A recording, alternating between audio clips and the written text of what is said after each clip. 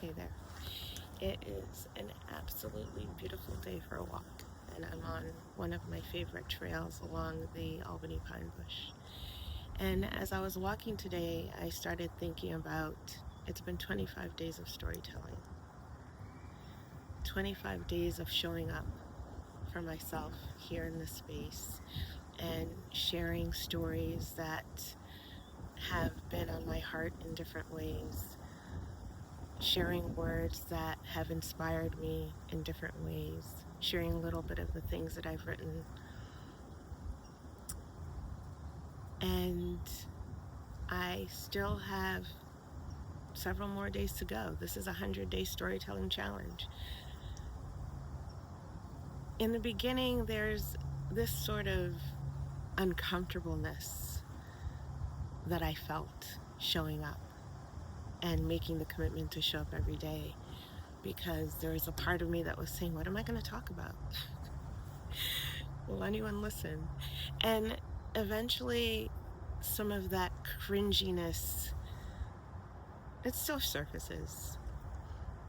What I realized 25 days into this 100-day challenge is that I'm hearing my voice a little bit more, and I feel that I'm sharing different snapshots of lessons that I've learned, lessons that I'm going to learn, experiences that I'm going to have through this process. And little by little, I'm making connections with people who resonate with some of the words that I'm sharing and the experiences that I'm sharing, because I also realize that in some way, not only are these things that I need to hear for myself, it's probably something that someone else needs to hear as well.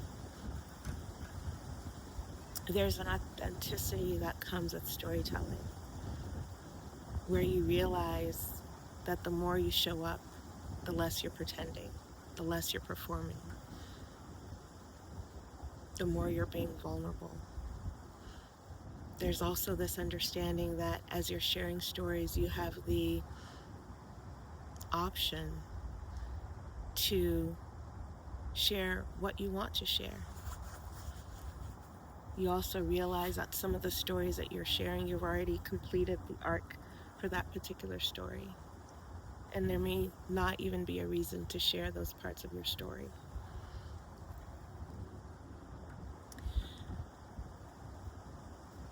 100 days of storytelling is a commitment that I know several members of my Life Leap community have already completed and embarked on.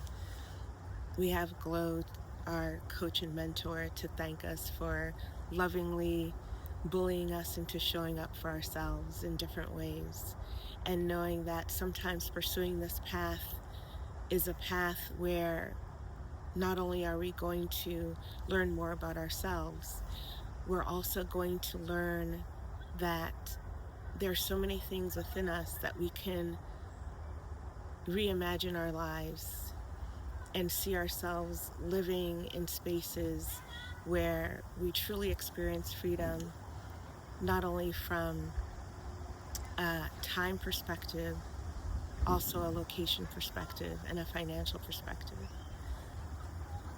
I'm learning that showing up for myself makes a difference.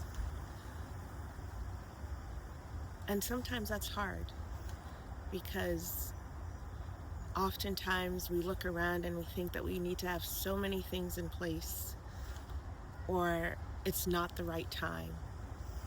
But when is the right time? That's a lesson that I'm learning now. Today is the right time. And once you make that decision to start showing up for yourself, it's amazing what can happen. It's scary, and there's a lot of uncertainty. There's also this excitement.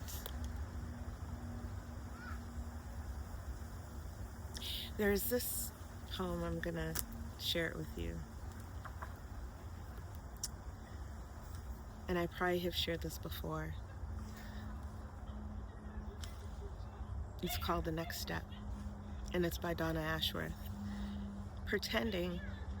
The best things in life have come to me when I wasn't pretending.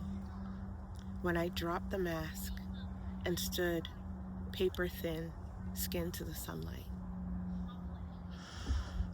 The best things in life have come to me when I was flawed, vulnerable, open, and imperfect.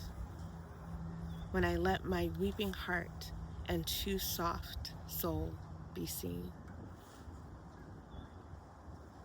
The best things have come to me when I met them bravely in the middle with nothing but faith, hope, and a magic in my hands,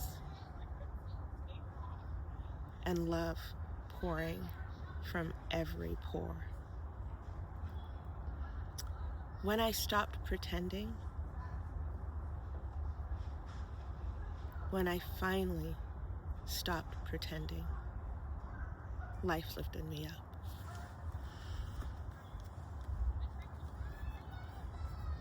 I love that.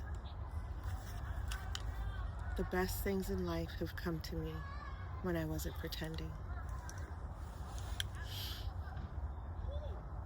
I talk a lot about this pause of performance framework and this journey that I'm on.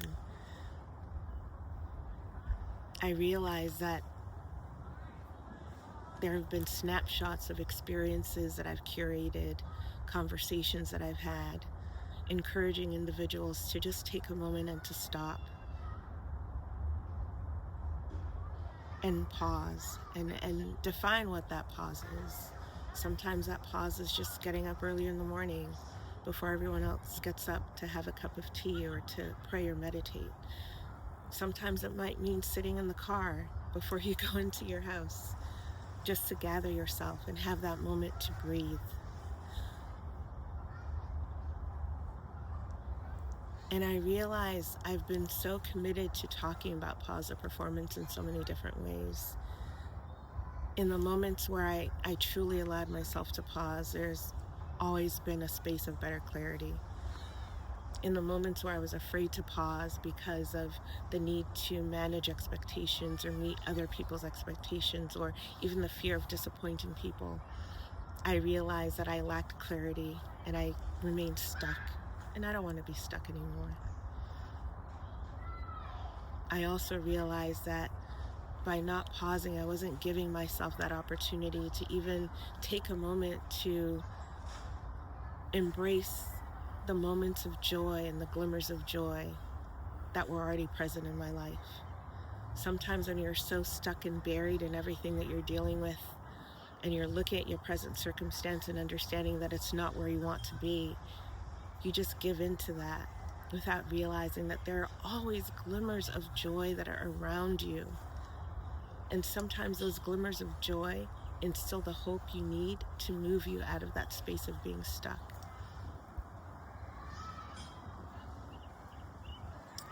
So today, as I'm walking and the sun is shining and the wind is blowing and I'm reading and I'm writing, I realize how important it is for me to really recommit to pausing every single moment that I have breath. And I want to take you along in this journey too, because there's an African proverb that my grandfather would always say, and people have heard this many times before: if you want to go fast, go alone. If you want to go far, go together. In the coming days, I'm going to share some opportunities for us to connect, whether it's virtually or in person, because there's beauty in being part of a community as you're going through this journey of pausing and breathing, reimagining what it means to love yourself, reimagining what self-care is, but most importantly, understanding that the moment you pause, you create the space of not only believing in yourself, but letting yourself know that you deserve more than you know.